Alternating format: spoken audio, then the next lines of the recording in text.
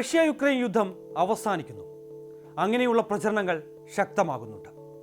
സംഘർഷം അവസാനിപ്പിക്കാൻ മുന്നിൽ സാക്ഷാൽ ഡൊണാൾഡ് ട്രംപ് നിലയുറപ്പിച്ച് നിൽക്കുകയാണ്. അതിനിടെ ട്രംപിന്റെ വക ജനസിസ് മിഷൻ എന്ന പുതിയ പദ്ധതിയും രൂപം കൊണ്ടു. ഇന്ത്യയും കാനഡയും തമ്മിലുള്ള ബന്ധം കൂടുതൽ മെച്ചപ്പെടുകയാണ്.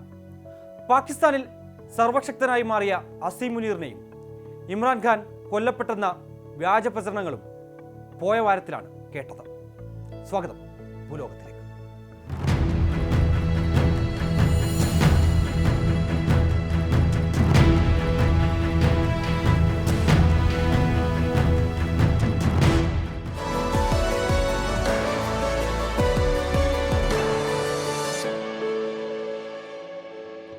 കഴിഞ്ഞ 3 വർഷമായി യുക്രൈനിൽ തുടരുന്ന സൈനിക സംഘർഷം ഏതാണ്ട് പര്യവസാനിക്കുകയാണ് എന്നാണ് വിവരം. സമാധാനത്തിന്റെ കാഹളം വൈകാതെ മുഴങ്ങുമെന്ന് കരുതാം. അമേരിക്കയുടെ സമാധാന പദ്ധതിക്ക് യുക്രൈൻ തത്വത്തിൽ വഴങ്ങിയെങ്കിലും ഇക്കാര്യത്തിൽ റഷ്യയുടെ സസ്പെൻസ് തുടരുകയാണ്. എന്താകും പുടിന്റെ മനസ്സിൽ? അത്ര പെട്ടെന്ന് ഈ യുദ്ധം അവസാനിപ്പിക്കാൻ ട്രംപിനാകും?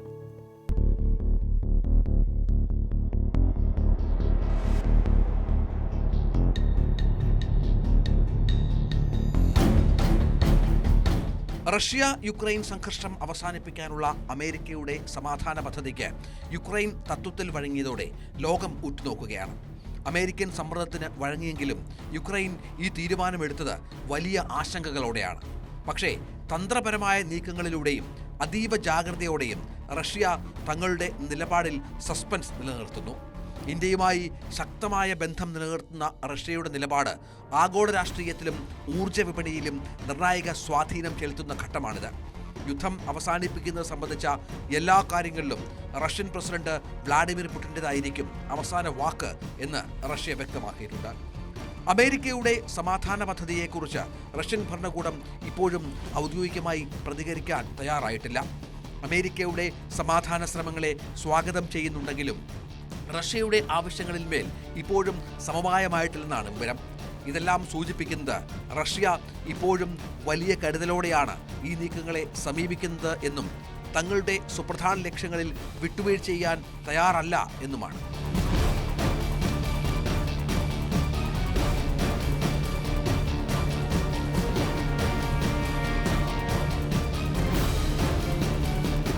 യുക്രൈൻ സർക്കാരിന്റെ നിലവിലെ നിയമസാധുതയെക്കുറിച്ച് പുടിൻ ഉയർത്തിയ ചോദ്യം പ്രധാനപ്പെട്ടതാണ്. പ്രസിഡന്റ് വ്ളാഡിമിർ സെലൻസ്കിയുടെ തെരഞ്ഞെടുക്കപ്പെട്ട ഭരണകാലാവധി ഔദ്യോഗികമായി അവസാനിച്ചിട്ടും യുദ്ധ സാഹചര്യങ്ങൾ പറഞ്ഞ് തെരഞ്ഞെടുപ്പുകൾ നടത്താതെ ഭരണം തുടരുന്നത് ജനാധിപത്യ തത്വങ്ങൾക്ക് എതിരാണ്. ഇത് യുക്രൈൻ്റെ ആഭ്യന്തര നയങ്ങളെ മാത്രമല്ല അന്താരാഷ്ട്ര തലത്തിലുള്ള അതിൻ്റെ അംഗീകാരത്തെയും സംശയാസ്പദമാക്കുന്നു. ഒരു ജനാധിപത്യ രാജ്യത്ത് ഭരണാധികാരികൾക്ക് ജനങ്ങളുടെ പുതിയ അംഗീകാരം തേടേണ്ടത് അത്യാവശ്യമാണ്. യുദ്ധത്തിൻ്റെ പേരിൽ ഇത് വൈകിപ്പിക്കുന്നത് യഥാർത്ഥത്തിൽ പൗരന്റെ പ്രാഥമിക അവകാശങ്ങളെ നിഷേധിക്കലാണ്. ഈ നിലപാട് അന്താരാഷ്ട്ര നിയമത്തിൻ്റെ വെളിച്ചത്തിൽ പരിഗണിക്കപ്പെടേണ്ടതാണ് എന്നാണ് പൊതുവെ ഉയർന്നുവരുന്ന ഒരു സംശയം. സമാധാന ചർച്ചകളിലേക്ക് മടങ്ങിയെത്തുന്നതിന് റഷ്യ മുന്നോട്ട് വച്ച കർശനമായ ഉപാധികൾ തികച്ചും ന്യായീകരിക്കാവുന്നതും റഷ്യയുടെ സുരക്ഷ ഉറപ്പാക്കുന്നതുമാണ്. ഡൊണറ്റ്സ്ക്, ലുഹാൻസ്ക്, ഖെർസൺ, സപോരിഷ്യ തുടങ്ങിയ പ്രദേശങ്ങളിൽ നിന്ന് യുക്രൈൻ പൂർണ്ണമായും പിൻവാങ്ങണമെന്ന പുടിൻ്റെ ആവശ്യം ഈ പ്രദേശങ്ങളെ റഷ്യൻ പൗരന്മാരുടെ സുരക്ഷ കൂടി മുൻനിർത്തിയാണ്. ഈ പ്രദേശങ്ങൾ നിലവിൽ റഷ്യയുടെ ഭരണഘടനയുടെ ഭാഗമായി മാറിയ സാഹചര്യത്തിൽ റഷ്യൻ സുരക്ഷാ മേഖലയെ സംരക്ഷിക്കുന്നതിനുള്ള അടിസ്ഥാന നിബന്ധനയാണിത്. ഈ ഭൂപ്രദേശപരമായ യാഥാർത്ഥ്യങ്ങൾ അംഗീകരിച്ചാൽ മാത്രമേ ശാശ്വതമായ ഒരു കരാറിന് സാധ്യതയുള്ളൂ. യുക്രൈൻ നാറ്റോയിൽ ചേരുന്നത് തടയുക എന്നതാണ് റഷ്യയുടെ പരമപ്രധാനമായ ലക്ഷ്യങ്ങളിലൊന്ന്. പാശ്ചാത്യ സൈനിക സഖ്യം കിഴക്കൻ യൂറോപ്പിലേക്കും റഷ്യയുടെ അതിർത്തികളിലേക്കും നിരന്തരം വികസിക്കുന്നത് അനുവദിക്കാൻ റഷ്യയ്ക്ക് കഴിയില്ല. അതേസമയം അൺറേഞ്ചർ നീക്കങ്ങൾ വേഗത്തിലാക്കാനുള്ള ശ്രമത്തിലുമാണ് അമേരിക്കൻ ഭരണകൂടം.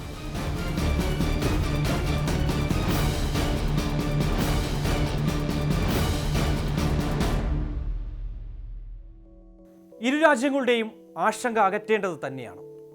അതിനുവേണ്ടിയുള്ള നിർണായക നീക്കങ്ങൾ അമേരിക്കയുടെ ഭാഗത്തു നിന്ന് ഉണ്ടാകുന്നുമുണ്ട്. അതിനിടെ ഇന്ത്യയെപ്പോലെ ക്രൂഡ് ഓയിലിനായി മറ്റ് രാജ്യങ്ങളെ ആശ്രയിക്കുന്ന രാജ്യങ്ങൾക്ക് ഇപ്പോഴത്തെ ശ്രമങ്ങൾ ആശ്വാസകരമാണ്. സമാധാന നീക്കങ്ങൾ ഊർജ്ജ വിപണിയിൽ സൃഷ്ടിച്ച സ്വാധീനം വലുതാണ്. യുദ്ധം അവസാനിച്ചാൽ എണ്ണ വിതരണം സാധാരണ നിലയിലാകുമെന്ന പ്രതീക്ഷയിലാണ് ഈ രാജ്യങ്ങൾ. എന്തായാലും നല്ലത് സംഭവിക്കട്ടെ. അമേരിക്കയുടെ മാൻഹട്ടൻ പ്രോജക്റ്റ് എന്ന് കേൾക്കുമ്പോൾ ലോകരാജ്യങ്ങൾ ഒന്ന് വിറയ്ക്കും. അതിന് കാരണവുമുണ്ട്. രണ്ടാം ലോക മഹായുദ്ധകാലത്ത് ആറ്റം ബോംബ് നിർമ്മിക്കാൻ അമേരിക്ക നടപ്പിലാക്കിയ പദ്ധതിയായിരുന്നു ഇത്. ഇപ്പോഴിതാ വർഷങ്ങൾക്കിപ്പുറം ആ പേര് വീണ്ടും ചർച്ചയാവുകയാണ്. അതെന്താണെന്നല്ലേ? അടുത്തിടെ അമേരിക്കൻ പ്രസിഡന്റ് ഡൊണാൾഡ് ട്രംപ് പ്രഖ്യാപിച്ച ജനസിസ് മിഷൻ എന്ന AI പദ്ധതിയാണ് ഇതിന്റെ കാതൽ. ശാസ്ത്രീയ കണ്ടുപിടുത്തങ്ങൾക്കും ദേശീയ സുരക്ഷയ്ക്കും മുൻഗണന നൽകുന്ന ഈ പദ്ധതിയുടെ ആഗോള പ്രത്യാഘാതങ്ങൾ എന്തൊക്കെ ആയിരിക്കുമെന്നാണ് ലോകം ഇപ്പോൾ ഉറ്റുനോക്കുന്നത്.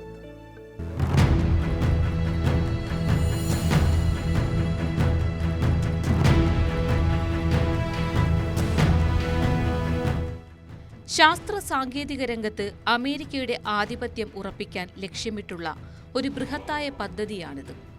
അമേരിക്കയുടെ ഡിപ്പാർട്ട്മെന്റ് ഓഫ് എനർജിയുടെ കീഴിൽ സർക്കാരിന്റെ കൈവശമുള്ള വലിയ ഡാറ്റാ സൈറ്റുകളും സൂപ്പർ കമ്പ്യൂട്ടറുകളും ഒരൊറ്റ കുടക്കീഴിൽ കൊണ്ടുവരികയാണ് പ്രധാന ലക്ഷ്യം. ഊർജ്ജ വകുപ്പ് ഉൾപ്പെടെയുള്ള പ്രധാന ശാസ്ത്ര ഏജൻസികളോട് AI സാങ്കേതികവിദ്യ വിപുലമായി ഉപയോഗിക്കാനാണ് ഈ ഉത്തരവിലൂടെ നിർദ്ദേശിച്ചിരിക്കുന്നത്. ഔഷധങ്ങൾ, ഊർജ്ജ ഉൽപ്പാദനം, എഞ്ചിനീയറിംഗ് തുടങ്ങിയ സുപ്രധാന മേഖലകളിലെ കണ്ടെത്തലുകൾ ഇതുവഴി വേഗത്തിലാക്കാൻ കഴിയുമെന്നാണ് പ്രതീക്ഷ. White house office of science and technology policy മേധാവി മൈക്കിൾ ക്രാറ്റ്സിയോസ് ഈ നീക്കത്തിന് പിന്തുണ നൽകിയിട്ടുണ്ട്. ഈ മിഷനിൽ ഊർജ്ജ വകുപ്പിന്റെ പങ്ക് നിർണായകമാണ്. DOEയുടെ 17 ദേശീയ ലബോറട്ടറികളിലുള്ള ബൃഹത്തായ ഡാറ്റാ സെറ്റുകൾ AI ഉപയോഗിച്ച് വിശകലനം ചെയ്യുമെന്ന് ഊർജ്ജ സെക്രട്ടറി ക്രിസ് റൈറ്റ് അറിയിച്ചു. ഇത് ശാസ്ത്രീയ കണ്ടെത്തലുകളുടെയും നവീകരണത്തിന്റെയും വേഗത ഗണ്യമായി വർദ്ധിപ്പിക്കും. സർക്കാർ കൈവശമുള്ള ശാസ്ത്രീയ ഡാറ്റാ സെറ്റുകളും കമ്പ്യൂട്ടിംഗ് സൗകര്യങ്ങളും AI ടൂളുകൾക്ക് എളുപ്പത്തിൽ വായിക്കാൻ കഴിയുന്ന രൂപത്തിലാക്കി മാറ്റും. ഈ സൗകര്യങ്ങൾ യൂണിവേഴ്സിറ്റി ഗവേഷകർ, സ്വകാര്യ കമ്പനികൾ, ദേശീയ സുരക്ഷാ വിദഗ്ധർ എന്നിവർക്കെല്ലാം ലഭ്യമാകും.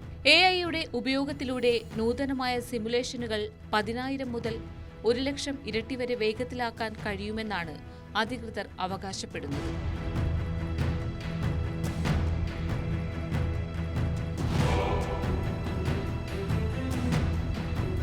ട്രംപ് ഭരണകൂടം ഈ പദ്ധതിയെ മാൻഹട്ടൻ പ്രോജക്റ്റുമായി താരതമ്യം ചെയ്യുന്നത് യാദൃച്ഛികമല്ല. ചരിത്രത്തിൽ മാൻഹട്ടൻ പ്രോജക്റ്റിന് 2 മുഖങ്ങളുണ്ട്. അത് ജനസിസ് മിഷനിലും പ്രസക്തമാണ്. മാൻഹട്ടൻ പ്രോജക്റ്റ് ഭൗതികശാസ്ത്രത്തിൽ വലിയ മുന്നേറ്റമുണ്ടാക്കി. ആണവോർജ്ജം വൈദ്യുതിക്കും ക്യാൻസർ ചികിത്സയ്ക്കും ഉപയോഗിക്കാൻ ഇത് സഹായിച്ചു. സമാനമായി ജനസിസ് മിഷൻ വൈദ്യശാസ്ത്രത്തിലും ഊർജ്ജരംഗത്തും വിപ്ലവകരമായ മാറ്റങ്ങൾ കൊണ്ടുവരുമെന്നും പ്രതീക്ഷിക്കുന്നു. മറുവശത്ത് മാൻഹട്ടൻ പ്രോജക്റ്റ് ഹിരോഷിമയിലെയും നാഗസാക്കിയിലെയും ദുരന്തങ്ങൾക്ക് വഴിവെച്ചു. അത് ലോകത്തെ ഒരു ആയുധ പന്തയത്തിലേക്ക് തള്ളിവിട്ടു. AI സാങ്കേതികവിദ്യയുടെ കാര്യത്തിലും സമാനമായ ആശങ്ക നിലനിൽക്കുന്നുണ്ട്. ഇത് മനുഷ്യന്റെ നന്മയ്ക്കപ്പുറം വിനാശകരമായ ഓട്ടോണമസ് ആയുധങ്ങൾ നിർമ്മിക്കാൻ ഉപയോഗിക്കപ്പെടുമോ എന്ന ഭയം ശക്തമാണ്.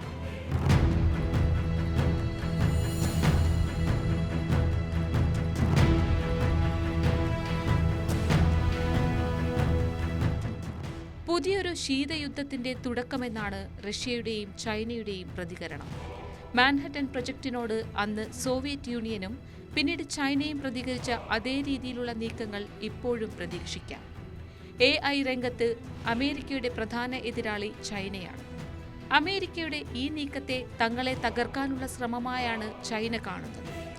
1960കളിൽ മാവോ സേതുങ് ആണവായുധത്തെ കടലാസ് പുലി എന്ന് വിളിച്ചെങ്കിലും പിന്നീട് സ്വന്തമായി ആണവായുധങ്ങൾ നിർമ്മിച്ചതുപോലെ ചൈനയും സ്വന്തം AI ശേഷി വർദ്ധിപ്പിക്കാൻ നിർബന്ധിതരാകും.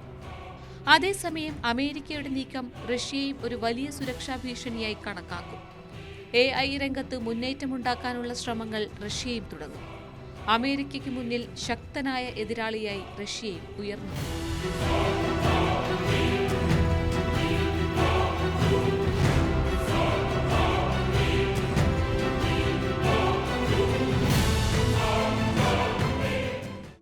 ഈ പദ്ധതി ലോകത്തെ വീണ്ടും 2 ചേരികളായി തിരിക്കാൻ സാധ്യതയുണ്ട്. ആണവായുധ മത്സരം പോലെ AI സാങ്കേതിക വിദ്യയിലും ആരാണ് മുൻപിൽ എന്നറിയാനുള്ള മത്സരം ശക്തമാകും. അതോടൊപ്പം ജനസിസ് മിഷൻ ശാസ്ത്രീയമായി വലിയൊരു കുതിച്ചുചാട്ടത്തിന് വഴിയൊരുക്കും എന്നതിലും തർക്കമില്ല. എന്നാൽ ഇതിനെ മാൻഹാട്ടൻ പ്രോജക്റ്റുമായി താരതമ്യം ചെയ്യുമ്പോൾ ഇതൊരു കേവല ശാസ്ത്ര പദ്ധതിയല്ല, മറിച്ചൊരു ശക്തി പ്രകടനമാണ്. ആണവോർജം ലോകത്തിന് വെളിച്ചവും വിനാശവും നൽകിയതുപോലെ എയും എങ്ങനെ ഉപയോഗിക്കപ്പെടുന്നു എന്ന് അനുസരിച്ചാകും വരുംകാല ചരിത്രം രേഖപ്പെടുത്തുക.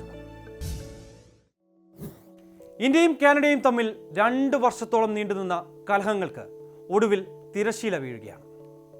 നയതന്ത്ര തലത്തിൽ ഇരു രാജ്യങ്ങളും തമ്മിലുള്ള ബന്ധം വീണ്ടും ഊഷ്മളമായി കൊണ്ടിരിക്കുകയാണ്. ഇന്ത്യയുമായുള്ള സ്വതന്ത്ര വ്യാപാര കരാർ ചർച്ചകൾ അതിവേഗം പൂർത്തിയാക്കാൻ കാനഡ തയ്യാറായി. ആഗോളതലത്തിൽ അമേരിക്കൻ പ്രസിഡന്റ് ഡൊണാൾഡ് ട്രംപിന്റെ പുതിയ വ്യാപാര നയങ്ങളുടെ പശ്ചാത്തലത്തിൽ കൂടിയാണ് കാനഡയുടെ ഈ പുതിയ നീക്കം.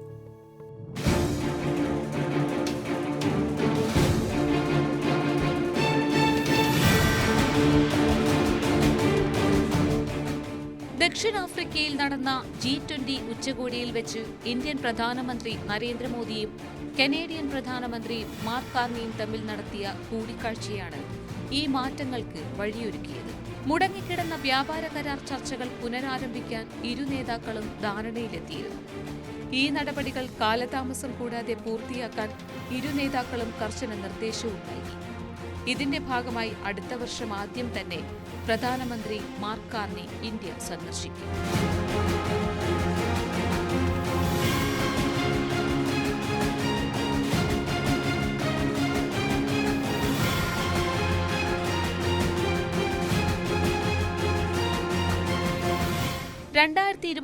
ജൂണിൽ കാനഡയിലെ സറയിൽ വെച്ച് സിഖ് ആക്ടിവിസ്റ്റ് ഹർദീപ് സിംഗ് നിജാർ കൊല്ലപ്പെട്ടതുമായി ബന്ധപ്പെട്ട് കാനഡ ഇന്ത്യക്കെതിരെ ഉന്നയിച്ച ആരോപണങ്ങളാണ് ഇരു രാജ്യങ്ങളും തമ്മിലുള്ള ബന്ധം വഷളാക്കിയത്. ഇതേ തുടർന്ന് 2023 വ്യാപാര ചർച്ചകൾ കാനഡ നിർത്തിവച്ചിരുന്നു. നിജാർ വധക്കേസിൽ 4 ഇന്ത്യൻ പൗരന്മാർ കാനഡയിൽ വിചാരണ നേരിടുന്നുണ്ട്. എന്നാൽ കഴിഞ്ഞ ജൂണിൽ ആൽബർട്ടയിൽ നടന്ന G7 ഉച്ചകോടിയിലേക്ക് പ്രധാനമന്ത്രി മോദിയെ കാനഡ ക്ഷണിച്ചതോടെയാണ് മഞ്ഞുരുകി തുടങ്ങിയത്. തുടർന്ന് ഓഗസ്റ്റിൽ 2 രാജ്യങ്ങളും തങ്ങളുടെ ഉന്നത നയതന്ത്ര ഉദ്യോഗസ്ഥരെ പുനഃസ്ഥാപിക്കാനും തീരുമാനിച്ചു. ഈ വ്യാപാര കരാർ യാഥാർത്ഥ്യമായാൽ ഊർജം, കൃഷി, വിദ്യാഭ്യാസം എന്നീ മേഖലകളിലാകും വലിയ മാറ്റങ്ങൾ ഉണ്ടാകുക.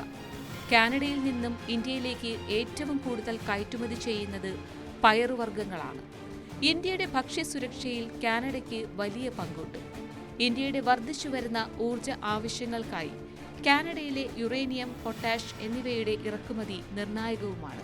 കനേഡിയൻ പെൻഷൻ ഫണ്ടുകൾ ഇന്ത്യയിലെ അടിസ്ഥാന സൗകര്യ വികസന മേഖലയിൽ വൻതോതിൽ നിക്ഷേപം നടത്താൻ താൽപര്യം പ്രകടിപ്പിച്ചിട്ടുണ്ട്. ഈ ബന്ധത്തിലെ ഏറ്റവും വലിയ കണ്ണി കാനഡയിലെ ഇന്ത്യൻ വിദ്യാർത്ഥികളാണ്. കാനഡയുടെ വിദ്യാഭ്യാസ മേഖലയുടെ വലിയൊരു വരുമാന സ്രോതസ് ഇന്ത്യൻ വിദ്യാർത്ഥികളാണ്. നയതന്ത്ര ബന്ധം വഷളായത് വിസ നടപടികളെ ബാധിച്ചിരുന്നു. പുതിയ നീക്കം വിദ്യാർത്ഥികൾക്കും പ്രൊഫഷണലുകൾക്കും വലിയ ആശ്വാസമാകും.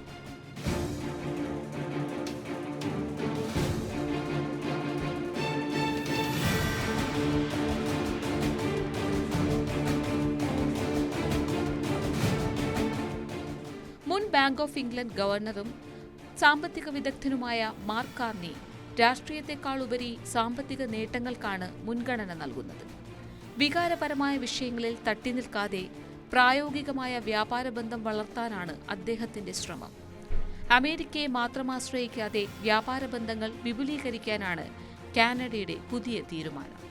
നിലവിൽ കാനഡയുടെ കയറ്റുമതിയുടെ 75% അമേരിക്കയിലേക്കാണ്. അമേരിക്കയുമായുള്ള വ്യാപാരത്തിൽ അനിശ്ചിതത്വം നിലനിൽക്കുന്നതിനാലാണ് കാനഡ പ്ലാൻ ബി എന്ന നിലയിൽ ഇന്ത്യയെ സമീപിക്കുന്നത്. ട്രംപിന്റെ അമേരിക്ക ഫസ്റ്റ് നയവും ഇറക്കുമതി തീരുവ വർദ്ധിപ്പിക്കാനുള്ള നീക്കവും കനേഡിയൻ സമ്പദ് വ്യവസ്ഥയ്ക്ക് ഭീഷണിയാണ്. ഈ അപകടം മുൻകൂട്ടി കണ്ടാണ് 75% വരുന്ന അമേരിക്കൻ ആശ്രിതത്വം കുറയ്ക്കാൻ പ്രധാനമന്ത്രി മാർക്ക് കാർണി ശ്രമിക്കുന്നത്.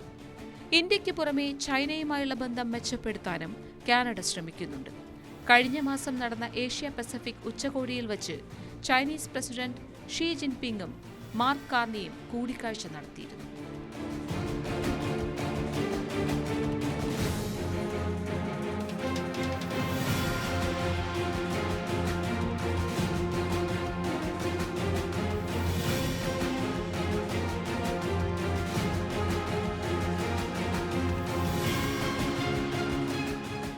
ഇന്ത്യയും കാനഡയും തമ്മിലുള്ള ഉഭയകക്ഷി വ്യാപാരം ഏതാണ്ട് 2030 ഇരട്ടിയാക്കി 50 ബില്യൺ അമേരിക്കൻ ഡോളർ എത്തിക്കാനാണ് ലക്ഷ്യമിടുന്നത്. ചരക്കുകളിലും സേവനങ്ങളിലും ഇന്ത്യയുടെ 7ാമത്തെ വലിയ വ്യാപാര പങ്കാളി കൂടിയാണ് കാനഡ. ഇതിനെല്ലാം പുറമെ ആഗോള സമ്പദ് വ്യവസ്ഥയിലെ വെല്ലുവിളികൾ നേരിടാൻ തുടങ്ങി നിരവധി വിഷയങ്ങളിൽ ഇന്ത്യയുമായുള്ള സഹകരണം കാനഡയ്ക്ക് ഉറപ്പാക്കിയേ മതിയാകും. അതുകൊണ്ട് തന്നെയാണ് പ്രശ്നങ്ങൾ പറഞ്ഞു തീർക്കാൻ കാനഡയെ പ്രേരിപ്പിച്ച പ്രധാന ഘടകം. പാകിസ്ഥാനിലെ പുതിയ അധികാര കേന്ദ്രങ്ങളെക്കുറിച്ചാണ് ഇനി. പട്ടാള അട്ടിമറികൾക്ക് കുപ്രസിദ്ധി ആർജിച്ച പാകിസ്ഥാനിൽ ഇത്തവണ പക്ഷേ നടന്നത് പാർലമെന്റിനുള്ളിൽ നിന്നുള്ള ഒരു നിശബ്ദ അട്ടിമറിയായിരുന്നു. കാര്യങ്ങൾ തീരുമാനിച്ച പോലെ കൃത്യമായി നടപ്പാക്കാൻ അസീം മുനീറിന് സാധിച്ചു. എന്നിരുന്നാലും ജയിലിൽ കഴിയുന്ന ഇമ്രാൻഖാന്റെ ജനപ്രീതി ഒരു വശത്തുണ്ട്. പക്ഷേ ഒരിക്കൽ ISI തലപ്പത്തു നിന്നും പുറത്താക്കപ്പെട്ട മുനീർ ഇന്നിപ്പോൾ സർവശക്തനാണ്. അതുകൊണ്ടെല്ലാം തന്നെ പാകിസ്ഥാനിലെ അധികാര വടംവലിയുടെ ഭാവി സംഘർഷങ്ങളുടേതാകും.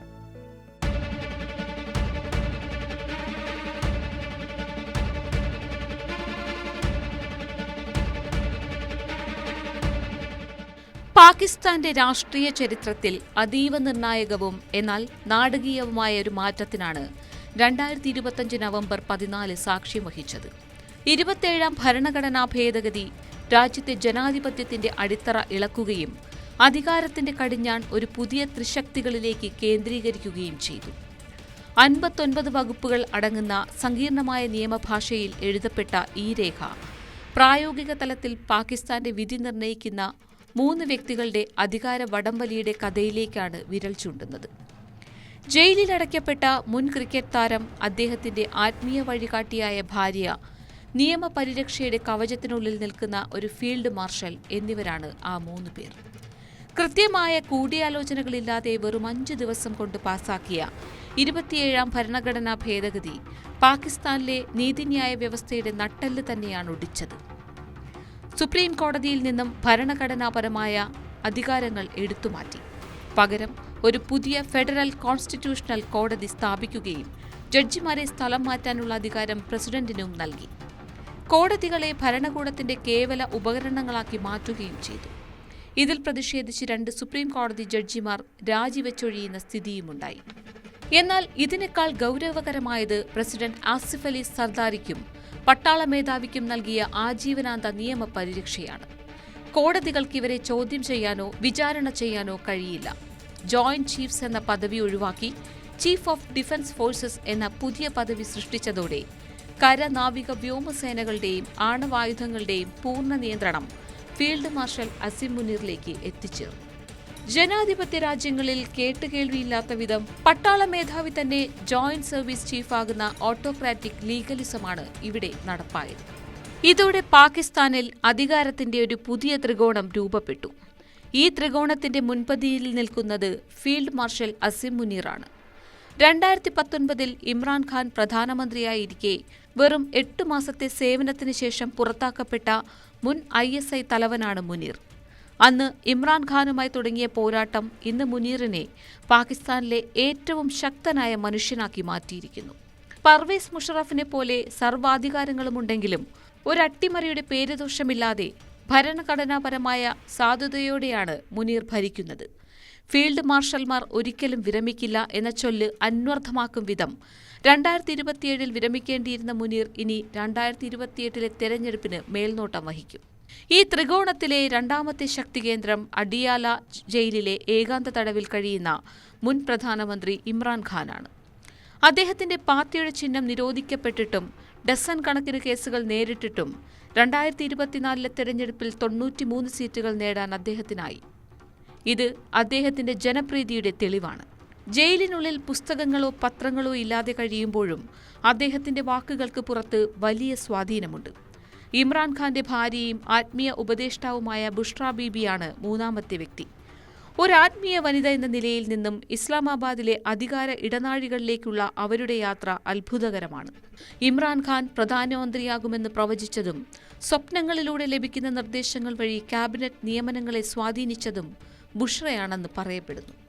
നിലവിലെ അഴിമതി കേസുകളിൽപ്പെട്ട് ജയിലിലാണെങ്കിലും ഇമ്രാൻഖാന്റെ രാഷ്ട്രീയ നീക്കങ്ങളിൽ നിർണായക സ്വാധീനം ചെലുത്താൻ അവർക്ക് കഴിയുന്നുണ്ട്. ഇക്കാര്യങ്ങളെല്ലാം വ്യക്തമാക്കുന്നത് പാകിസ്ഥാൻ ഒരു ജനാധിപത്യ രാഷ്ട്രം എന്നതിൽ നിന്ന് എക്സിക്യൂട്ടീവ് മിലിറ്ററി ഭരണത്തിലേക്ക് പൂർണ്ണമായും മാറിയിരിക്കുന്നു എന്നാണ്. നീതിന്യായ വ്യവസ്ഥയുടെ സ്വാതന്ത്ര്യം അവസാനിച്ചിരിക്കുന്നു എന്നതും യാഥാർത്ഥ്യമാകുന്നു.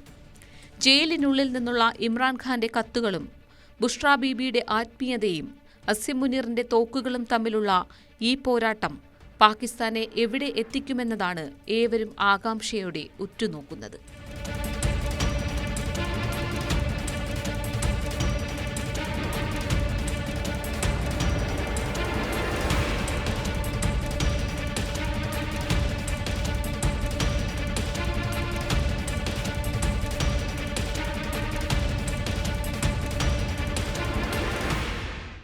ഫീൽഡ് മാർഷലിനെ അറസ്റ്റ് ചെയ്യാനാവില്ല, സുപ്രീം കോടതിക്ക് സംസാരിക്കാനുമാവില്ല, പ്രസിഡന്റിനെ ചോദ്യം ചെയ്യാനുമാവില്ല തുടങ്ങി അധികാര കേന്ദ്രങ്ങളോട് ഒരു വിധേനയും കലഹിക്കാൻ കഴിയാത്ത അത്യന്തം പ്രയാസകരമായ അവസ്ഥയിലാണ് നിലവിലെ പാകിസ്ഥാൻ.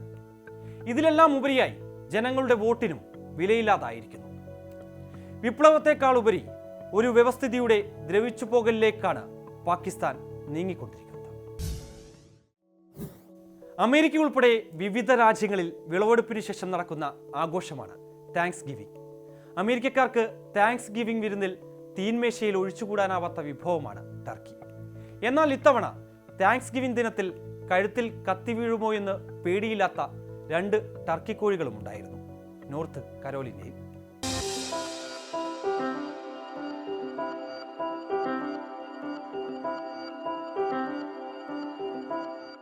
വാഷിംഗ്ടണിലെത്തിയ വാഡിളും ഗോബിളുമാണ് ആ VIP ടർക്കി കോഴികൾ. വർഷങ്ങളായി വൈറ്റ് ഹൗസ് പിന്തുടർന്നു വരുന്ന താങ്ക്സ് ഗിവിംഗ് ആചാരത്തിലേക്ക് ഈ വർഷം ക്ഷണിക്കപ്പെട്ട അതിഥികളാണ് വാഡിളും ഗോബിളും.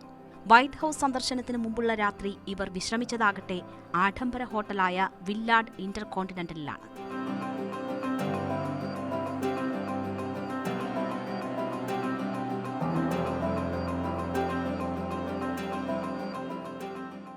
വൈറ്റ് ഹൗസിലെ പ്രസ് റൂമിലെ ക്യാമറകൾക്ക് മുന്നിൽ പോസ്റ്റ് ചെയ്യാനെത്തിയ വാഡിലിനെ കൗതുകത്തോടെ സ്വീകരിച്ചത് പ്രസ് സെക്രട്ടറി കാരോലിൻ ലെവിറ്റിന്റെ 1.5 വയസ്സുകാരൻ മകനായിരുന്നു. പിന്നാലെ പ്രസിഡന്റും ഫസ്റ്റ് ലേഡി മെലാനിയ ട്രംപുമെത്തി ചടങ്ങുകൾ ആരംഭിച്ചു. അതിനിടയിലും ഡെമോക്രാറ്റുകളെ പരിഹസിക്കാനുള്ള അവസരം ട്രംപ് പാഴാക്കിയില്ല. ജോ ബൈഡന്റെ കാലത്തെ ടർക്കി മാപ്പിന് സാധുതയില്ലെന്നായിരുന്നു ട്രംപിന്റെ തമാശ. പിന്നാലെ ചക്ക് എന്നും നാൻസി എന്നും ടർക്കികളുടെ പേര് മാറ്റണമെന്നായി. ഡെമോക്രാറ്റ് നേതാക്കളായ ചക്ക് ഷൂമറെയും നാൻസി പെലോസിയെയും ലക്ഷ്യമിട്ടായിരുന്നു ഒളിയമ്പ്. ചരിത്രത്തിലെ ആദ്യ മഹാ ടർക്കികളാണ് വാഡിലും ഗോബിളുമെന്നും ട്രംപ് പറഞ്ഞു. ഗോബിളിന് മാപ്പ് നൽകിയെന്ന് പ്രസിഡന്റ് പ്രഖ്യാപിക്കുമ്പോൾ വാഡിലിനെ സ്ഥലത്ത് തന്നെ കാണാനില്ലായിരുന്നു.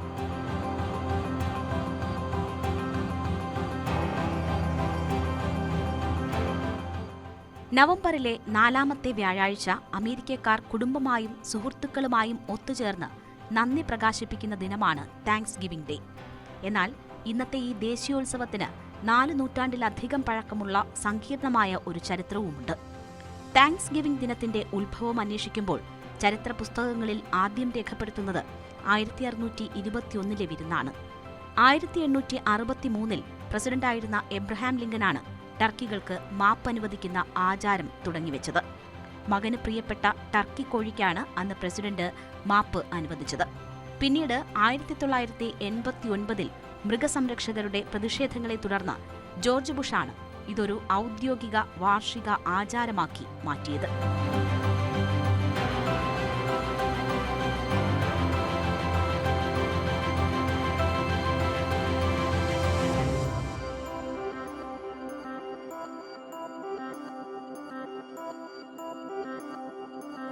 ഈ ദിവസത്തിന്റെ പ്രധാന ആകർഷണം കുടുംബാംഗങ്ങൾ ഒരുമിച്ചിരിക്കുന്നതാണ്. ദൂരസ്ഥലങ്ങളിൽ ജോലി ചെയ്യുന്ന മക്കളും പേരക്കുട്ടികളും ബന്ധുക്കളും ദിവസങ്ങൾക്ക് മുൻപേ യാത്ര ചെയ്ത് വീട്ടിലെത്തും. അമേരിക്കൻ ജീവിതത്തിന്റെ തിരക്കിനിടയിൽ 1 വർഷം മുഴുവൻ കാണാൻ സാധിക്കാത്ത പ്രിയപ്പെട്ടവരെ ഒരു മേശയ്ക്ക് ചുറ്റുമിരുത്തി ഭക്ഷണം കഴിപ്പിക്കുമ്പോൾ ലഭിക്കുന്ന സന്തോഷം പറഞ്ഞറിയിക്കാൻ കഴിയാത്തതാണ്.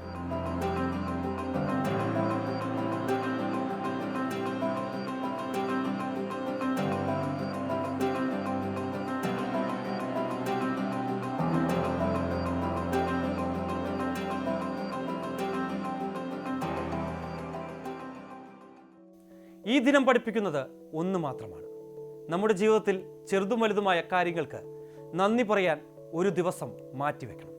കാരണം നന്ദിയുള്ള ഒരു മനസ്സിന് മാത്രമേ സന്തോഷമുള്ള ഒരു ജീവിതം നയിക്കാൻ സാധിക്കൂ. എന്തായാലും ട്രംപ് മാപ്പ് നൽകിയതോടെ ഇനിയുള്ള കാലം നോർത്ത് കരോലിന സ്റ്റേറ്റ് യൂണിവേഴ്സിറ്റിയിലാകും വാഡിലും ഗോബിളും കഴിയുക. പോയ വാരം ശുഭസൂചനകൾ നൽകുന്നതാണ്. സംഘർഷങ്ങൾക്ക് വിരാമം കുറിക്കുമെന്നതടക്കം നല്ല വാർത്തകൾ പുറത്തു വന്നിരുന്നു. വിഘ്നങ്ങളില്ലാതെ എല്ലാം നല്ലപടി നടക്കട്ടെ. പ്രത്യാശയോടെ കാത്തിരിക്കാം. അടുത്ത വാരം വീണ്ടും കാണാം.